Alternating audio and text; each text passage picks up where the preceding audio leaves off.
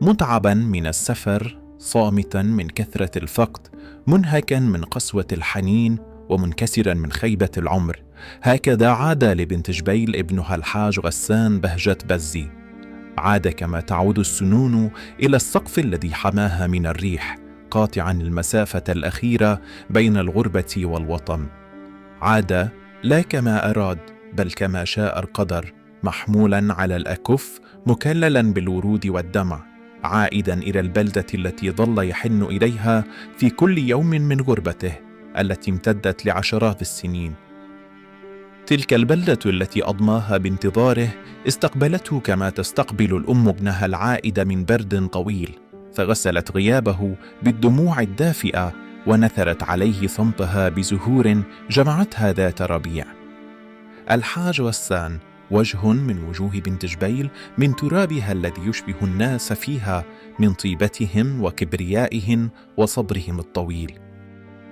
كان حلمه الأخير أن يقضي ما تبقى من عمره فيها، بين ناسها وأزقتها، في بيت بناه بالحب والتعب ليكون ملاذه الأخير، لكنها الأحلام تسرقها يد أول الصباحات. عاد غسان إلى بيته كطائر مهاجر في تحية أخيرة إلى المكان الذي سكنته الروح، حيث لم يكن للجسد فرصة ليهنأ فيه. سنوات طويلة أفناها الراحل في نيويورك يعمل ليل نهار، آملا بغد تحاوطه رائحة الطيون والزعتر في البلاد التي قدم لأجلها أغلى ما عنده، إلا أن تعبه كله ذهب مع الريح ذات نهار، وكان هذا البلاء الصعب كما كل اللبنانيين. عرف الفقد باكرا فصار خليله، فمنذ رحيل والده مان الغصن الأول من شجرة حياته، وبعد غياب ريما شقيقته الهادئة تساقط عنه الندى الذي كان يبلل أيامه، حتى جاء نبأ استشهاد شقيقه محمد في الحرب الأخيرة لتقتلع جذور القلب من تربته. فغسان قال في يوم: ليس بعيد أنه لا يستطيع العيش دون أنيس روحه، ولا تطيب له بنت جبيل بغيابه، ليصير الكلام قدرا يسكل الأم الحزينة أم وسيم التي لم تعرف بمرض ابنها إلا قبل أيام قليلة. فغسان لم يكن يريد أن يخبرها بكل مشوار الألم.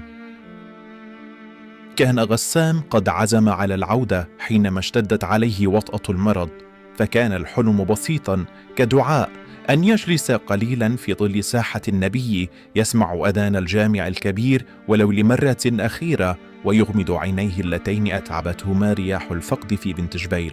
لكن الألم سبقه، فانكفأ في المطار كطائر أنهكه التحليق، فعاد أدراجه إلى غربته جسدا منهكا يجر وراءه روحا لم تكتمل رغبتها في الوصول.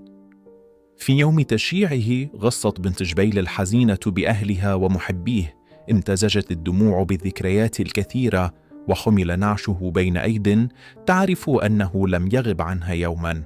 رحل غسان بهجات بزي عن 59 عاما، تاركا وراءه سيرة رجل تعب بصمت وأحب بصمت ومات بشوق عظيم، تاركا خلفه عائلة تشبهه في ملامحها وسكينتها، وحملت منه طيبة القلب وصلابة الصبر لتكمل عنه الحلم الذي لم يسعفه العمر لإتمامه. الله أكبر. أشهد أن لا إله إلا الله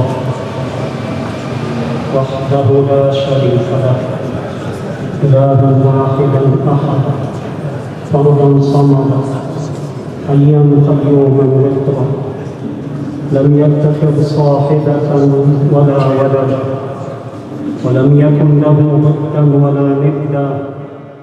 اليوم تهفو بنت جبيل وهي أقل غربة وأكثر ثقلا، فقد استردت ابنها الذي ما غادرها يوما، ذلك الرجل الذي عاش غريبا ومات قريبا، فغثى في حضن الأرض التي بقيت تنتظره حتى آخر الحنين. الحمد لله يا أمي على كل شيء. الله يخلي لي إياك يا أمي، بشهادة صباح يخليك أفضل أعمالك، وتضلك فوق راسنا يا حبيبتي يا حشي، وتضلك مخيمة على الكل يا أمي. قلبي مع روحك خليته دفنته بحسرة الغياب.